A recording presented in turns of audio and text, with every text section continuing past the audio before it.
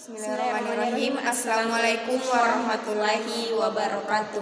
Kami dari Prodi Manajemen Pendidikan Islam kelompok 4 semester 5 yang akan membahas materi tentang individu dalam organisasi pendidikan.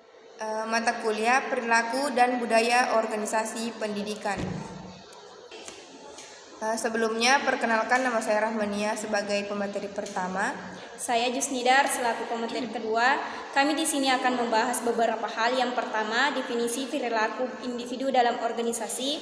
Kedua, karakteristik organisasi dan pengaruhnya terhadap individu. Ketiga, pendekatan-pendekatan untuk memahami perilaku individu. Dan keempat, dasar-dasar perilaku dalam organisasi. Baik, langsung saja ke materi pertama, yaitu definisi perilaku individu dalam organisasi. Individu berasal dari kata Yunani, yaitu individu yang artinya tidak terbagi. Dalam ilmu sosial, paham individu menyangkut tabiat dengan kehidupan dan jiwa yang majemuk, memegang peranan dalam pergaulan hidup manusia. Individu merupakan kesatuan yang terbatas, yaitu sebagai manusia perseorangan, bukan sebagai manusia keseluruhan. Maka dapat disimpulkan bahwa individu adalah manusia yang memiliki peranan khas atau spesifik dalam kepribadiannya. Dan terdapat 3 aspek dalam individu, yaitu aspek organik, jasmania, aspek psikis, rohania, dan aspek sosial. Perilaku organisasi merupakan hasil interaksi individu dengan individu dalam organisasi. Oleh karena itu, dalam memahami perilaku organisasi, sebaiknya mengetahui terlebih dahulu individu sebagai organisasi tersebut.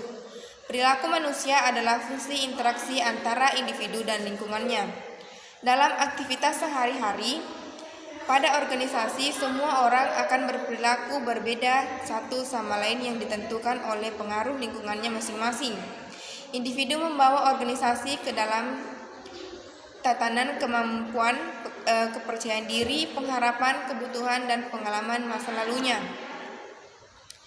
Karakteristik yang dimiliki individu ini akan membawanya ke dalam suatu lingkungan organisasi yang baru. Organisasi juga merupakan suatu lingkungan bagi individu yang mempunyai karakteristik yang diwujudkan dalam susunan hierarki, pekerjaan tugas, wewenang, dan tanggung jawab. Jika karakteristik individu berinteraksi dengan karakteristik organisasi, maka terwujudlah perilaku individu dalam organisasi. Selanjutnya, materi yang kedua, yaitu karakteristik organisasi dan pengaruhnya terhadap individu. Dalam setiap berorganisasi, kita perlu mengetahui perilaku dan sebab perilaku orang tersebut melakukan hal yang demikian. Penilaian tersebut harus dimiliki oleh seorang manajer dan bawahan.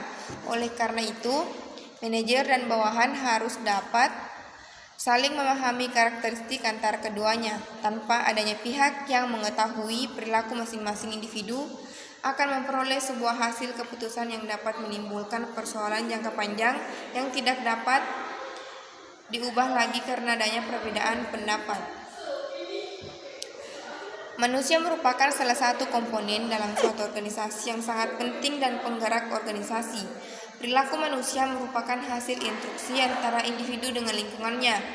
Karena manusia adalah makhluk sosial, maka kita perlu mengadakan interaksi dengan orang lain supaya dapat mengetahui karakteristik orang-orang yang ada dalam organisasi tersebut.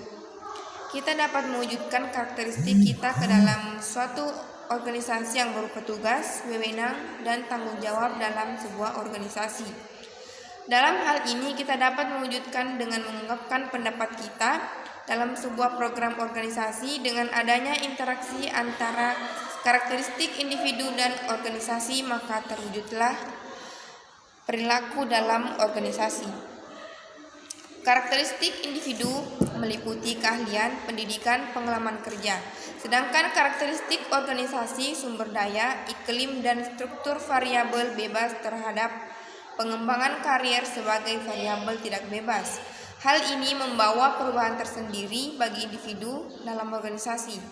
Mereka harus mampu membenahi diri jika tidak ingin diasingkan oleh teman-temannya. Agar tetap terjaga, maka setiap individu menginginkan karirnya meningkat karena dapat mempengaruhi penghasilannya. Baik, selanjutnya akan dilanjutkan kepada pemateri kedua. Baik, selanjutnya saya pemateri kedua akan melanjutkan materi terkait pendekatan-pendekatan untuk memahami perilaku individu. Yang pertama, pendekatan kognitif adalah bahwa suatu perilaku oleh suatu rangsangan di mana perilaku individu terjadi atau timbul karena adanya rangsangan, jadi timbullah tanggapan atas rangsangan tersebut. Kedua, pendekatan penguasaan adalah bahwa suatu perilaku dipengaruhi oleh gerakan refleks yang digerakkan oleh sistem syaraf motorik yang ada di otak kita. Yang ketiga, pendekatan psikoanalitis adalah bahwa perilaku dipengaruhi oleh kepribadiannya, sedangkan individu yang memiliki pribadi yang baik adalah individu yang telah matang, yaitu orang yang dapat membedakan yang mana baik dan tidak baik bagi dirinya dan lingkungannya. Yang keempat, pendekatan kepuasan, yaitu menaruh perhatian pada faktor-faktor dalam diri seseorang yang menguatkan, mengarahkan, mendukung, dan menghentikan perilakunya. Mendampingi teori kepuasan adalah teori proses yang menguraikan dan menganalisis bagaimana perilaku tersebut dikuatkan, diarahkan, didukung, dan dihentikan. Selanjutnya yaitu dasar-dasar perilaku individu dalam organisasi. Perilaku individu pada dasarnya dibentuk oleh kepribadian dan pengalamannya. Dasar perilaku individu dapat dikaji dari 4 variabel karakteristik tingkat individualnya, yaitu karakteristik biografis, kemampuan, kepribadian, dan pembelajaran. Karakteristik biografis merupakan karakteristik yang meliputi usia, jenis kelamin, status perkawinan, dan masa kerja. Yang kedua, kemampuan. Setiap individu punya kemampuan yang tidak sama dalam mengerjakan dan menyelesaikan berbagai tugas yang dibebankan kepadanya. Seluruh kemampuan individu secara holistik mencakup kemampuan fisik dan non-fisik. Yang ketiga, kepribadian. Kepribadian adalah himpunan karakteristik yang kecenderungan yang stabil serta menentukan sifat atau karakteristik umum seseorang dan merupakan perbedaan dan dalam perilaku seseorang. Keempat, pembelajaran. Pembelajaran adalah setiap perubahan yang relatif permanen dari perilaku yang terjadi sebagai hasil pengalaman. Pembelajaran akan menyebabkan perilaku yang membedakan dari yang sebelumnya, menetapkan dan mengembangkan metode atau strategi yang optimal untuk mencapai hasil pembelajaran yang diinginkan. Baik, itulah pemaparan dari kelompok kami terkait materi tentang individu dalam organisasi pendidikan. Apabila ada kesalahan atau kekurangan, mohon dimaafkan. Semoga bermanfaat terutama bagi kami. Assalamualaikum warahmatullahi wabarakatuh.